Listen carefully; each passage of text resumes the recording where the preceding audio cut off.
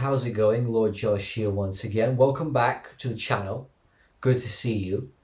Kindness and magic, right? Kindness and magic. How do these things go together?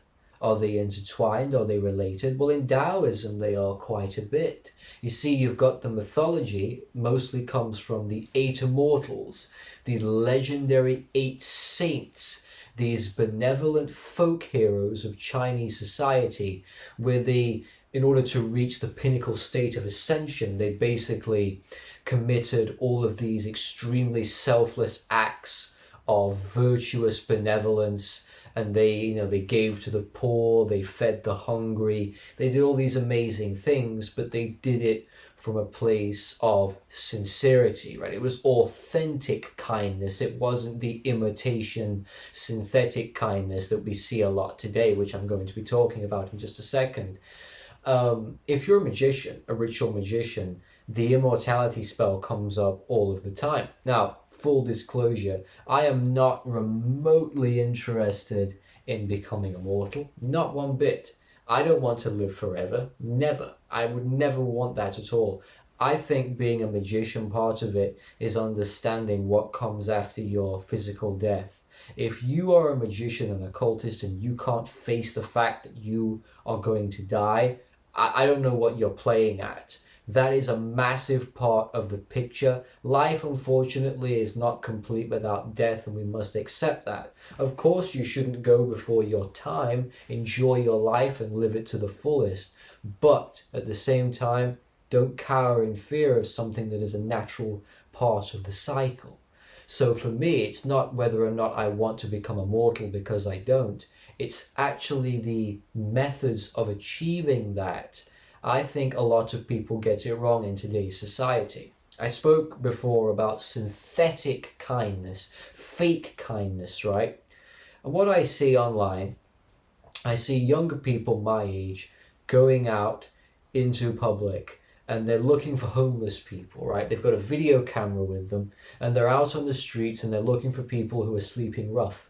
And they're going up to them and saying, hey, I want to buy you a sandwich, I want to buy you a drink. And they go into the store and they come out and they make a whole video, a whole presentation about it, and they put it online and they get brownie points and they love it because it gets them so much attention. And it's a way to say, hey, look at me, look what I'm doing. Now, it sounds extremely pessimistic when I say it. However, if you took the video camera away and you took the social media away and you took the platform out of the picture, most of those people wouldn't do it. And that is the truth, because there's so many people who are only doing it for what they can get. Now, let's not get too pedantic about it, because at the same time, even if you go out into the streets and you're looking for fame, you're looking for recognition, you're looking for people to praise you for being such a good person, the homeless man is still eating that night. He's still warm that night if you brought blankets. He doesn't give a damn. He doesn't care. He's still getting it. So in a way, yes, it's still kindness because you're still doing good.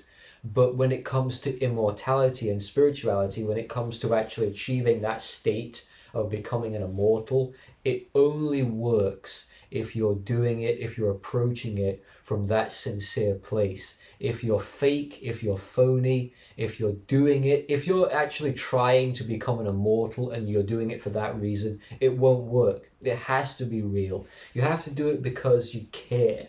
You have to care on a fundamental level. Now, I'm not one of those types of people that's all about saving the world. You know, you hear these kind of people, they're out there, they're trying to fix all of the world's problems. I've got enough of my own issues. I'm trying to stay sane.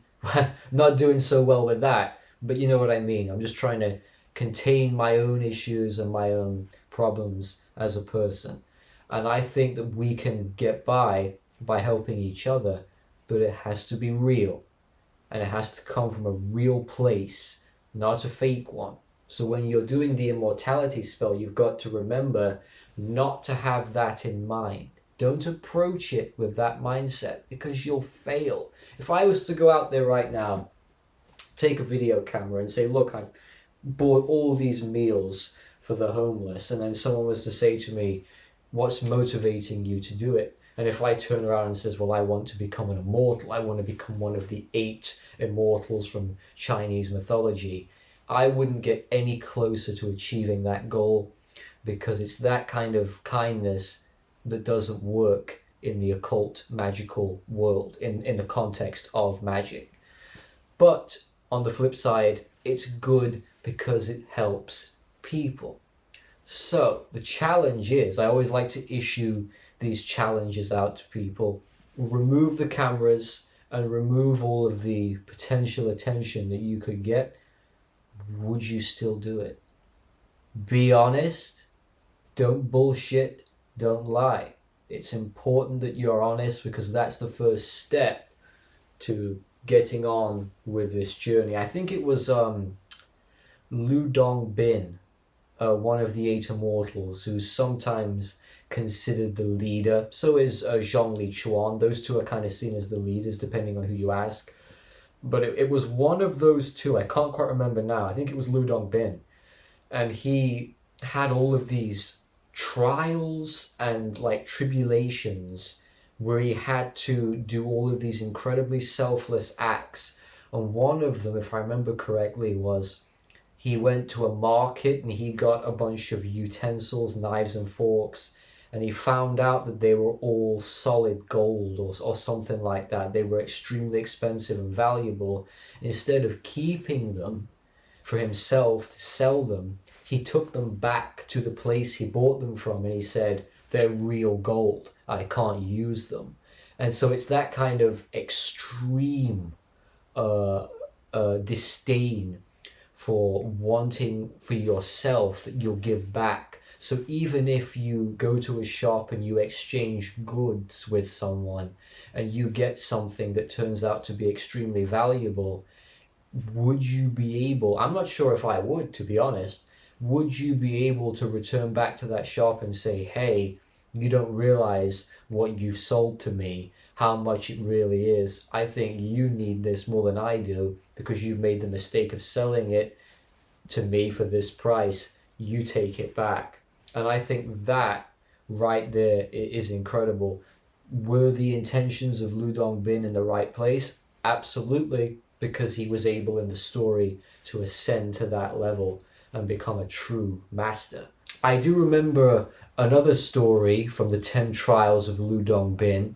He was giving money to a beggar in the street, right? I covered this before. And this beggar kept asking for more money, even though he was getting it. So Lu Dongbin was just giving out all this money, and the beggar got abusive to him and was calling him names, using vulgar words. And Lu Dongbin just walked away with a smile.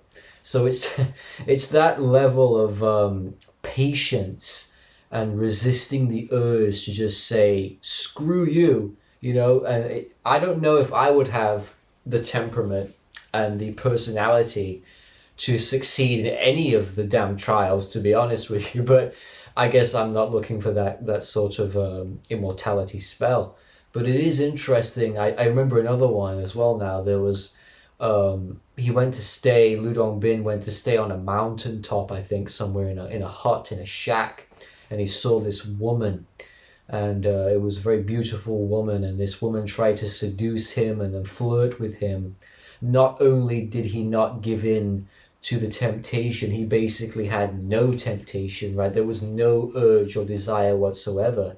So it comes to that idea that if you are tempted by something, and you don't give in to it, that's great, that's amazing, but it's better to not be tempted at all. And that's where the true immortality concept comes in. It's not just you want to do something, but you stop yourself from doing it. It's that you have no desire whatsoever to do it at all. And that is hard as shit to do, believe me. You know, I tend to like a drink of champagne, a bit of wine, and sometimes I'll fight the urge to drink a bit. Other times, most of the time, I really want it. I've never not wanted it, and so it's kind of that feeling that how do you can resist the temptation, but how do you overcome the feeling to begin with? You can fight the feeling, but how do you remove the feeling? And I think that's where the power is as well, talking about, you know, synthetic kindness, and also in a lot of ways synthetic resist of temptation. So you can look at something and say, yes, I'm going to fight that, and you become self-disciplined. But the idea is you shouldn't be self-disciplined. You should just naturally say, no, I don't want it because I don't want it. I don't feel like it. And that's the true state that you have to get to. And it's very difficult. So, sincere kindness. Practice it well if you're interested in the immortality spell, but don't go in with the mindset that you're doing it for that reason, because you will fail. Absolutely, you will. So thank you for watching, everyone. Take care. I'll see you soon.